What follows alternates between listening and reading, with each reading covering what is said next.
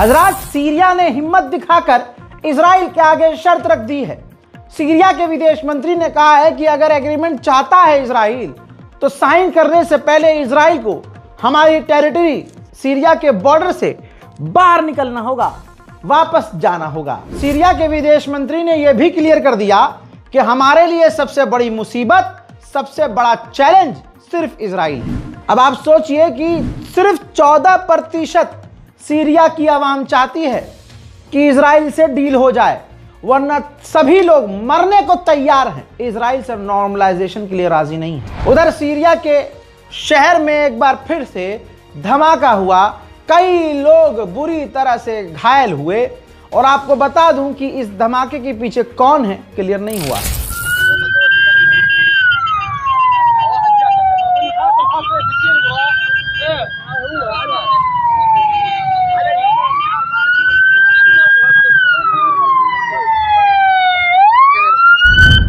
उधर लेबनान के प्रधानमंत्री ने कह दिया है कि सीज फायर तभी ठीक हो सकता है, लागू सही से हो सकता है, जब सारी शर्तें सिर्फ हम नहीं बल्कि इजराइल भी माने। इजराइल लगातार लेबनान पर दोस्तों बमबारी कर रहा है। हजरात, यूएन की फौज ने कहा है, यूएन की फौज जो लेबनान में तैनात है, उन्होंने कहा है कि इजराइल सीज फायर तोड़ रहा है। यह इजराइल है जो एक तरफा लेबनान पर हमला कर रहा है। वहीं अरब की मीडिया दावा यह कर रही है कि जो हिजबुल्लाह के लड़ाके हैं वो सीरिया की ऑफिशियल मिलिट्री में घुस गए हैं, सेना में वो घुस गए हैं, इसलिए वो फ्रंट पर नजर नहीं आ रहे हैं।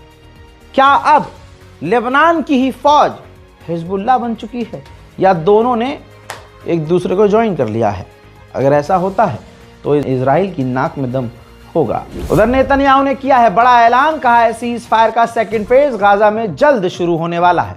ये बात हमने पहले ही आपको कल बताई थी कि ट्रंप का इजराइल पर प्रेशर है। आप सोच सकते हैं हमारे चैनल पर अचानक से व्यूज कैसे गायब हो जाते हैं, कैसे वीडियोस डिलीट हो जाती हैं, कैसे यूट्यूब भी इजराइल का साथ देता है। ये बड़े अफसोस की बात है कि गूगल ये सब कर रहा है। रिपोर्ट ये है कि एक पत्रकार जिसने यूट्यूब में अपने ड्राफ्ट के अंदर आर्काइव में अपलोड नहीं किया था, लेकिन इजराइल के खिलाफ तमाम उन सबूत वाली वीडियोस को ड्राफ्ट में डाल के रखा हुआ था। अपलोड नहीं किया था लेकिन ड्राफ्ट में रखा हुआ था, आर्काइव किया हुआ था।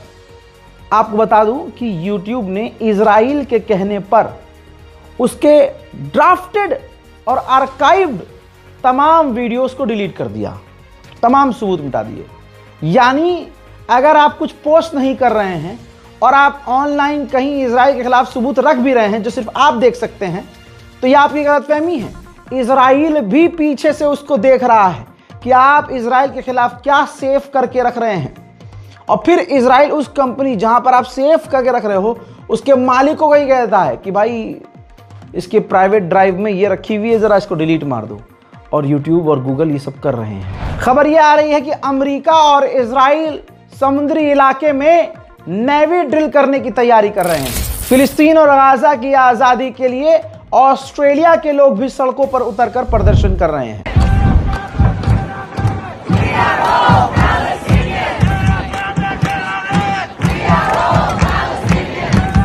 ठीक ऐसे ही अमेरिका में हजारों पाबंदियों के बावजूद अमेरिकी लोग सड़क पर इजराइल के खिलाफ हैं और फिलिस्तीन के लिए सड़कों पर प्रदर्शन कर रहे हैं।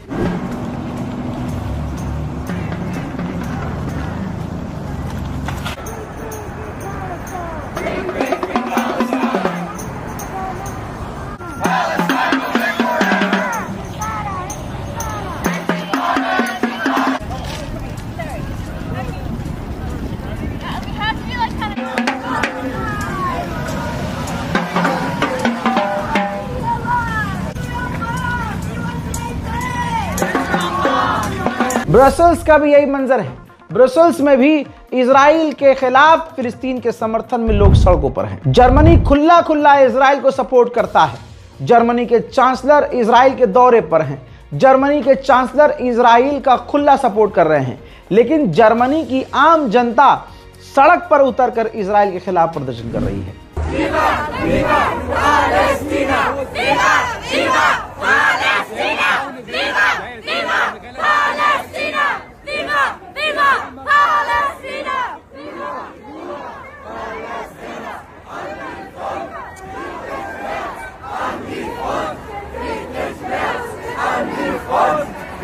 उधर ईरानियन कमांडर ने फिर से कहा है कि इस वक्त भी अमेरिका बातचीत के लिए सीरियस नहीं है।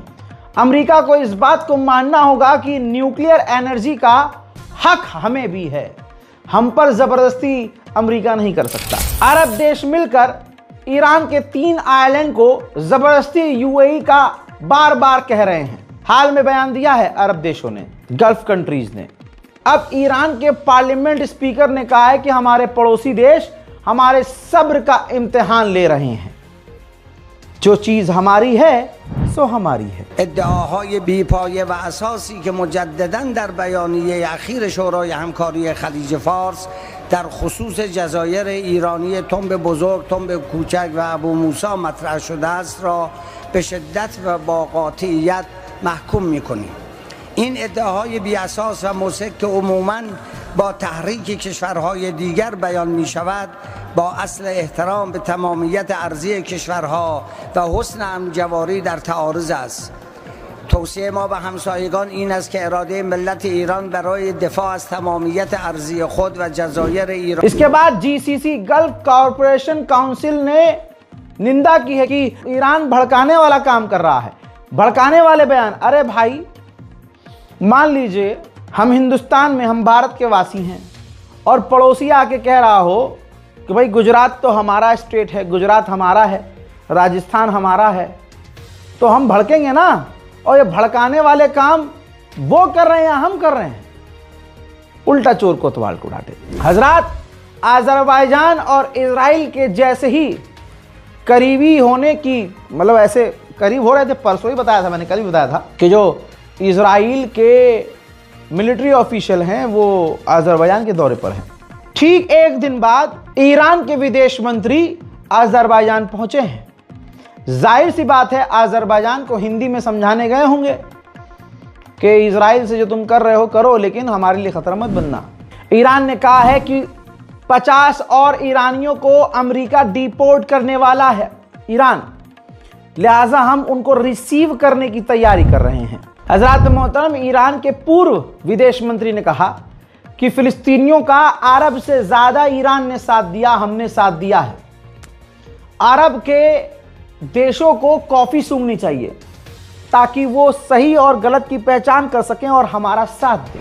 Prime Minister Rabin decided to replace the enemy in order to convince the Israeli populace that it needed to talk to the Arabs, and that enemy was Iran. Isn't it time for our Arab friends to wake up and smell the coffee? We want to work with the Arabs. We have paid a heavy price. I tell you, not a single shot has been fired in the past 45 years.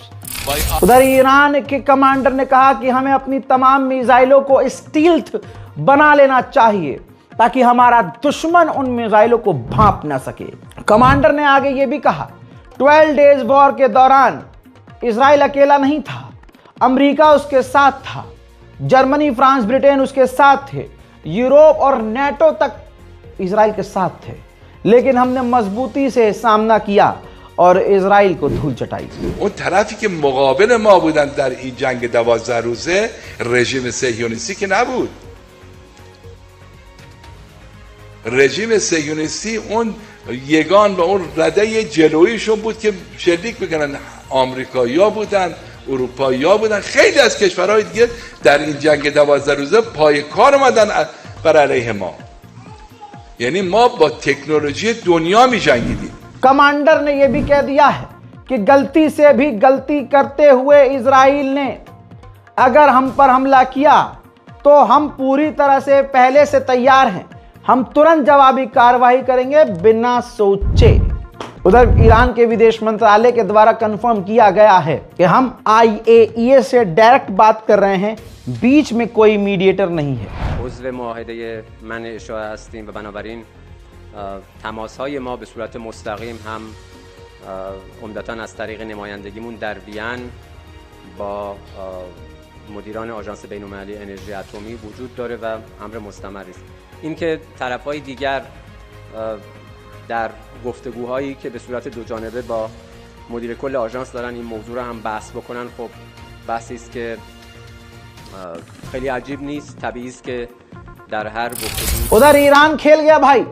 Iran ने confirm कर दिया है कि हाल फिलहाल में जो हम military exercise कर रहे थे, इसी एक्सरसाइज के दौरान हमने लॉन्ग रेंज की मिसाइल का सफल परीक्षण टेस्ट कर लिया है, सफल परीक्षण कर लिया है हजरात। इसके अलावा गाजा का हाल मैं आपको बता चुका हूं और जैसा आपसे वादा था निभा चुका हूं। गाजा में आपसे किया हुआ वादा निभा दिया है।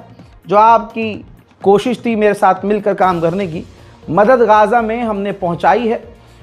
बहुत ही मुश्किल से तस्वीरें सामने लेके आया हूं, देखिएगा, शेयर कीजिएगा। السلام عليكم. اليوم سوف يتم توزيع الخضار على أهالينا النازحين. ثانك يو رازق غرافي من الهند على جهودك.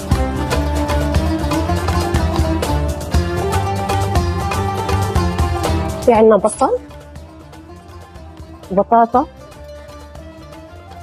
وعنا الليمون. مش حننسى الخيار، مش حننسى الفلفلة، أكيد البندورة أساس كل إشي.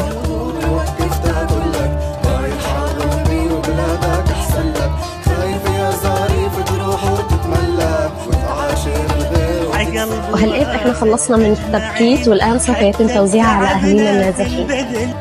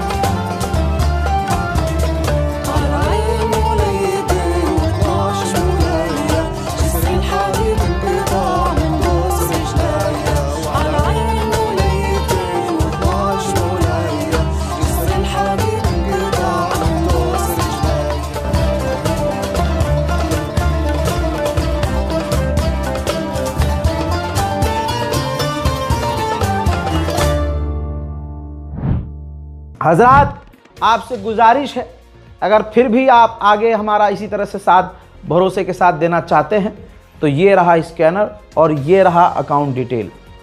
हमने गाज़ा में कई बार मदद भेजी है, लगातार भेज रहे हैं।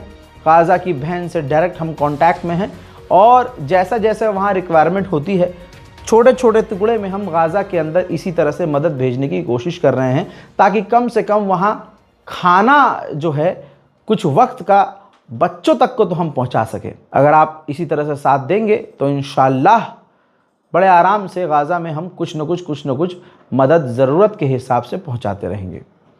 फ़िलहाल की इस रिपोर्ट में इतना ही। आप सभी का बहुत शुक्रिया। वस्सलाम।